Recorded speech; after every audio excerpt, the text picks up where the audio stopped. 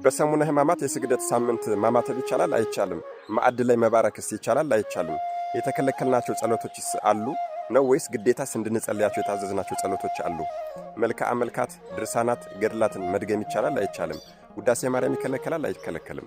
በሰሙነ ሕማማት እንዴት እንጹም? እንዴት እንጸልይ? እንዴትስ እንስገድ?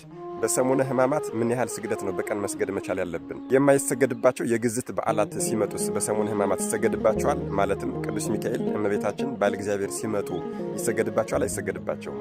ጸበልስ መጠመቅ ይቻላል አይቻልም? ሰላምታስ መሰጣጠት ይቻላል አይቻልም? እንዲሁ በአጠቃላይ በሰሙነ ሕማማት የስግደት ሳምንት እንድንፈጽማቸው የታዘዝናቸው ግዴታ ትእዛዞች የትኞቹ ናቸው?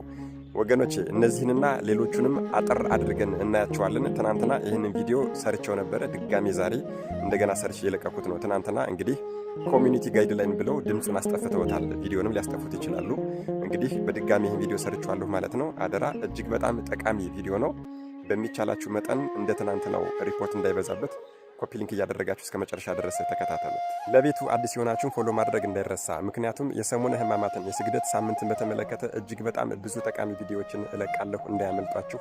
ቤቱን ፎሎ ማድረግ እንዳይረሳ። እሺ፣ ማማተብ ይቻላል። ማማተብ አልተከለከልንም። ምክንያቱም አንድ ሰው ካላማተበ የዲያብሎስን ያጋንንትን ፈተና ድል መንሳት ስለማይችል ነው። አዎ፣ አንድ ሰው ደግሞ ማዕድ በቀረበ ሰዓት በግሉ ጸሎት አድርጎ ማዕዱ ላይ መባረክና መብላት ይችላል። ምክንያቱም ማዕዱ ላይ መርዝ ቢጨመርበት እንኳን መርዙን ማክሸፍ የምንችለው ስናማትብበት ብቻ ነው። ስለዚህ በግል ጸሎት እንዳናማትብ አልተከለከልንም። በማዕድ ላይም እንዳንባርክና ጸሎት እንዳናደርግ አልተከለከልንም። ጸሎትን በተመለከተ የተከለከልነው ጸሎት የለም። አዎ፣ መልክዓ መልኮች፣ ድርሳናት፣ ገድላት ተከልክለዋል የሚሉ ሰዎች አሉ። እነሱ ግን ፈጽሞ ስህተት ናቸው። የተከለከለ ጸሎት የለም። የሃይማኖት ጸሎትን በተመለከተ የዘወትር ጸሎትን በተመለከተ ከሰኞ እስከ ሐሙስ ድረስ ስለኛ ተሰቀለ፣ ሞተ፣ ተቀበረ፣ በሶስተኛው ቀን ከሙታን ተለይቶ ተነሳ የሚለው አይጸለይም። ከሰኞ እስከ ሐሙስ ድረስ ማለት ነው። አይሁዳውያን ሰኞ፣ ማክሰኞ፣ እሮብ፣ ሐሙስ መከሩ። ከሐሙስ ጀምሮ እስከ ዓርብ ድረስ ጌታችን አምላካችን መድኃኒዓለም ኢየሱስ ክርስቶስ መከራውን ተቀበለ። ዓርብ 6 ሰዓት ላይ ተሰቀለ።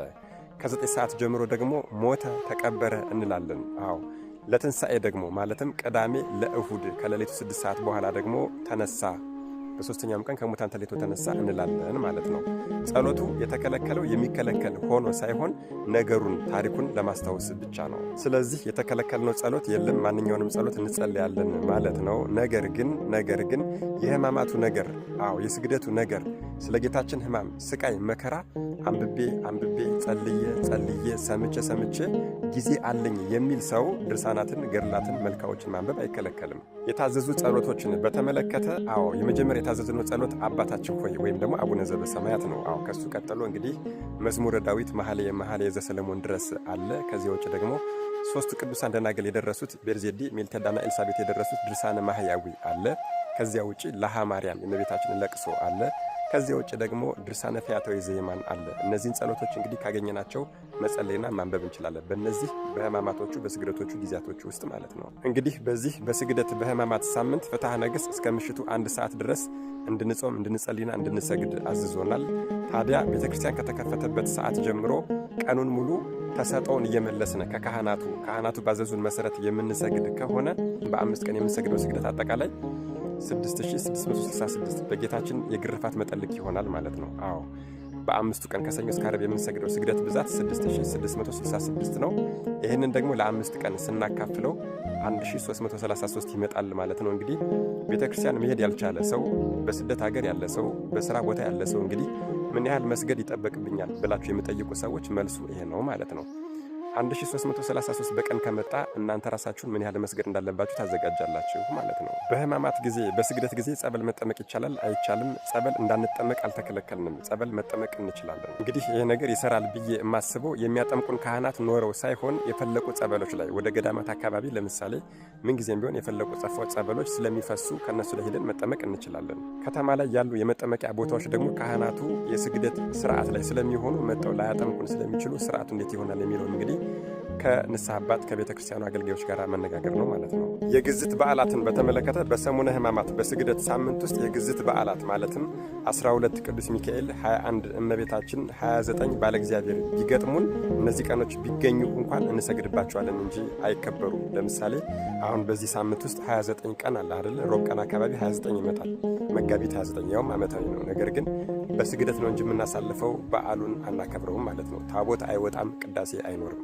ሌላው ሰላምታን በተመለከተ ሰላምታን በተመለከተ ቅድስት የሆነችው ቤተክርስቲያናችን 365ቱንም ቀን ተአምሁ በበይናቲክሙ በአማሃ ቅድሳት የምትለው በተቀደሰ ሰላምታ አሰጣጥ ሰላምታ ተሰጣጡ፣ ሰላም ተባባሉ የምትለዋ ቅድስት ቤተክርስቲያናችን በዚህ በስግደት በሰሙነ ሕማማት ሳምንት ግን ሰላምታን ትከለክላለች።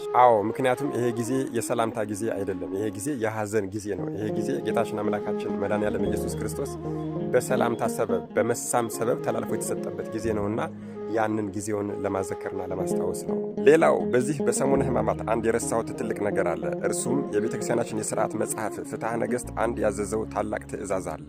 እርሱም ማንኛውም ሰው በዚህ በሰሙነ ሕማማት በስግደት ሳምንት ግብረ ሕማማት የሚለውን የቤተክርስቲያናችን መጽሐፍ ሲነበብ በቤተክርስቲያን ተገኝቶ ለመስማት የ6 ወር የእግር ጎዳና ቢሆን ተጉዞ ይስማ ብሎ ፍትሐ ነገሥት የቤተክርስቲያናችን የሥርዓት መጽሐፍ አስቀምጧል። ግብረ ሕማማት የሚባለው የቤተክርስቲያናችን መጽሐፍ በዚህ በሰሙነ ሕማማት ሙሉ ቀኑና ሌሊቱን ይነበባል። ታዲያ ይህን መጽሐፍ ሲነበብ ለመስማት የ6 ወር የእግር ጎዳና ቢሆን ተጉዛችሁ ስሙ ተብሎ በፍትሐ ነገሥት ታዘዘናል። እዚህ ላይ እንግዲህ በስደት ሀገር በአረብ ሀገር ያሉ ወይም ደግሞ በስራ ጉዳይ ቤተክርስቲያን ሄደው ስግደቱን ስርዓቱን መከታተል የማይችሉ ሰዎች፣ መጽሐፉን መስማት የማይችሉ ሰዎች ምን ያድርጉ ሊባል ይችላል። ነገር ግን እዚህ ላይ እንግዲህ እኔ በግሌ የምሰጠው አስተያየት ምንድን ነው? ይህንን የሰሙነ ሕማማትን ስርዓቱን የስግደቱን ስርዓት የቤተክርስቲያኑን ስርዓት ላይቭ የሚያስተላልፉ አብያተ ክርስቲያናት ካሉ እነሱን መከታተል ያስፈልጋል። ከዚያ ውጭ ደግሞ መጽሐፍት በሚያዘዙት መሰረት መስገድና መጸለይ እችላለሁ እፈልጋለሁ የምትሉ ሰዎች ካላችሁ ገብረ ሥላሴ ብርሃኑ ያሳተሙት የመዝገበ ጸሎት የሚል መጽሐፍ አለ። እዛ መዝገበ ጸሎት የሚለው መጽሐፍ ላይ ሕማማተ መስቀል የሚልና የሰሙነ ሕማማት የስግደትና የጸሎት ስርዓት የሚል መመሪያ አለ። እሱ መዝገበ ጸሎት ወይም የጸሎት መጽሐፍ ካላችሁ እዛ ላይ ባለው መመሪያ መሰረት መጸለይና መስገድ ትችላላችሁ።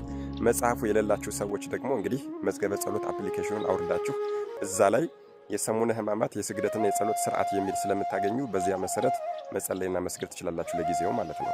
እንግዲህ ወገኖች ጠቅለል ስናደርገው በዚህ በሰሙነ ሕማማት በስግደቱ ሳምንት በእነዚህ በአምስቱ ጊዜዎች ውስጥ አደራ ብዙ ደስታን ሳናበዛ፣ ብዙ ፌሽታን ሳናበዛ፣ ብዙ ሳንበላና ሳንጠጣ ሳንጠግብ እስከ ምሽቱ 1 ሰዓት ድረስ በመጾም በደንብ በመስገድና በመጸለይ በመማለል ሐዘናችንን ከፍ አድርገን ልናሳልፈው የሚገባ የሐዘን ጊዜ ነው ማለት ነው። ይህ የሕማማት ሳምንት ትልቅ በረከትን ትልቅ ጸጋን የምናገኝበት ከአምላካችን ጋር የምንታረቅበት ጌታችን አምላካችን መድኃኔዓለም ኢየሱስ ክርስቶስን የምናስደስትበት ጊዜ ነው ማለት ነው።